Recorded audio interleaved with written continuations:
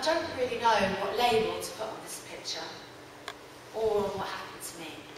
And I've spent days, months, years struggling with that. Was I a victim of domestic abuse? No, I don't think I was. This wasn't a violent relationship that I'd been trapped in for years or even months. This was someone that I began to date and initially wanted to start to get to know.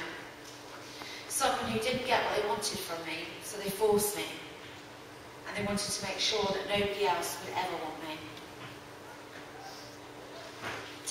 In this photo here, I'm laying in a coma.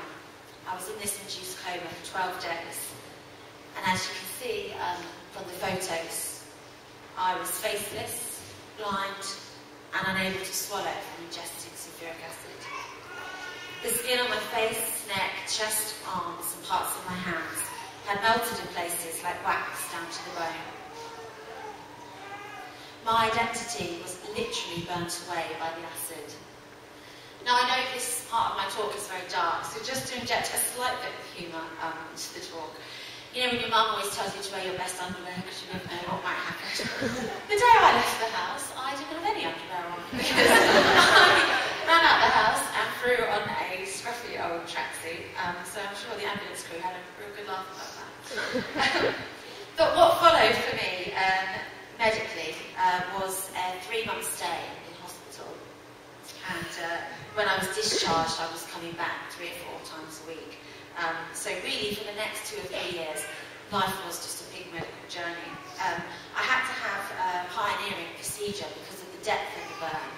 I had a man-made substitute which contains collagen from the cow to rebuild the scaffolding of my face. It's called Matroderm. And then once that was on, then I had the conventional skin graft over the top. Now this picture here of me with the sort of red back, that's where they took the skin for my face, chest, neck and arms. You can also see from photos I had one of the worst haircuts of my life as well. That was my surgeon who had to shave the front of my hair to attach the face. Now, I suppose for people looking at my story, they think the biggest problem or the thing that me and my family were most worried about was how I looked and being burnt and disfigured. But actually, that's probably one of the least things you worry about when you sustain an injury like this. My first worry was, am I blind? I can't see anything. Will I ever regain my sight ever again? As a young person, you start to think, how will I shower? How will I drive? How will I be independent? And so there were eye doctors visiting me every day in intensive care. There were ENT doctors for ear, nose and throat. My ear was burnt. I swallowed acid.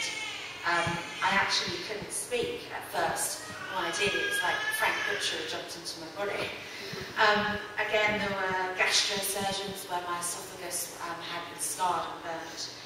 Nutritionists, speech therapists, psychiatrists, physios, OTs. Basically, I became pretty familiar with the whole of the hospital on a first-name basis.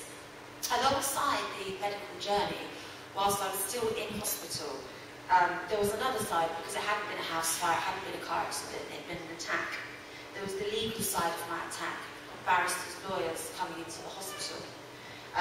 This meant also degrading examinations and specialist rape teams, AIDS tests, video police interviews from my bed, ID parades, a laptop on my lap, seeing my attackers' faces for the first time, amongst other criminals.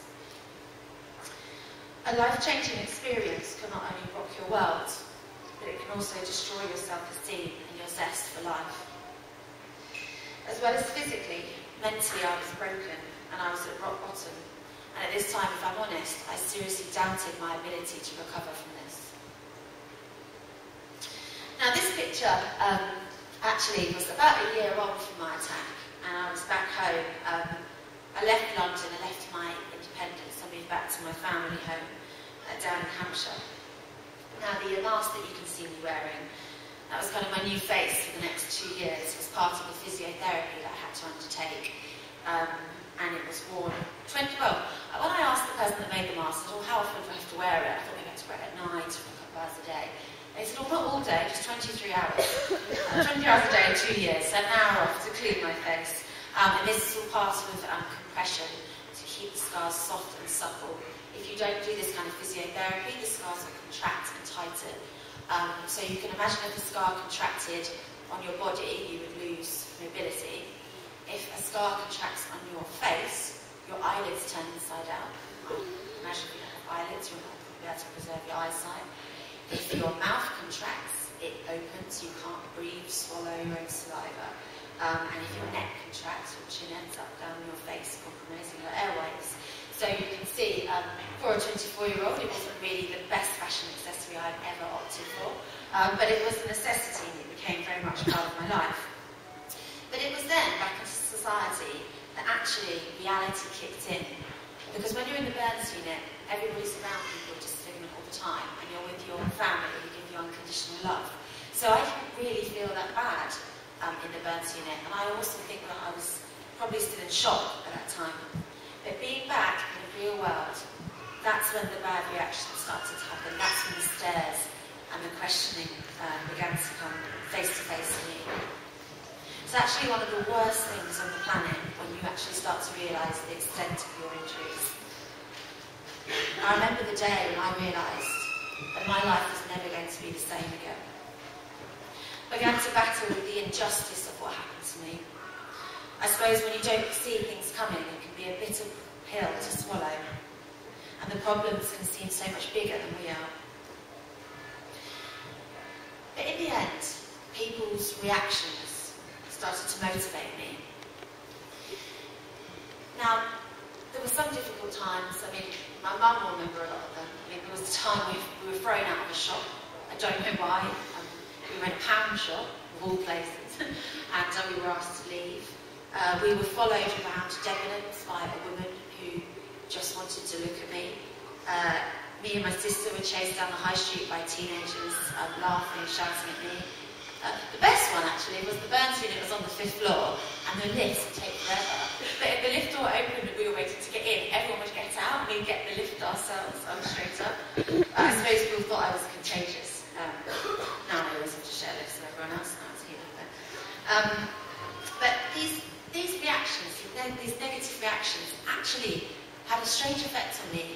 Because yes, in the beginning I couldn't cope with it, and yes, it destroyed my confidence. But slowly, it started to motivate me. And I started to say to myself, why should this restrict me? I wanted to take the control back. I'd fighted so hard for my life in that burns unit that I wanted to start to live it. Called Katie, my old face. I miss you. I think about you every day. The fun we used to have, those memories I have of you, I will always treasure. I know you were gone forever, but never forgotten. We were crazy together, and I'm glad we really made the most of it. I find it so hard to think about the fact you don't exist in this world anymore. So strange. Sometimes I wonder if we'll ever be reunited in heaven. I took care of you, all those expensive face creams. If I close my eyes, I can picture and feel all the contours as I would rub the face cream on, the flat, wide nose, the perfect Cupid's bow. I spent so much time perfecting those unruly brows. I'm sorry I sometimes put you through the sunbed. That horrifies me now. You'd be shocked. I've really changed. I'm kind to this face and I love it. But nothing will ever replace you. Sometimes I'm too hard on this face. If I had one wish, I would see you again. For one day. I would wear you. I would take you to the supermarket and walk you around, smiling, greeting everybody. I'm sorry I let you down. Let him take you away.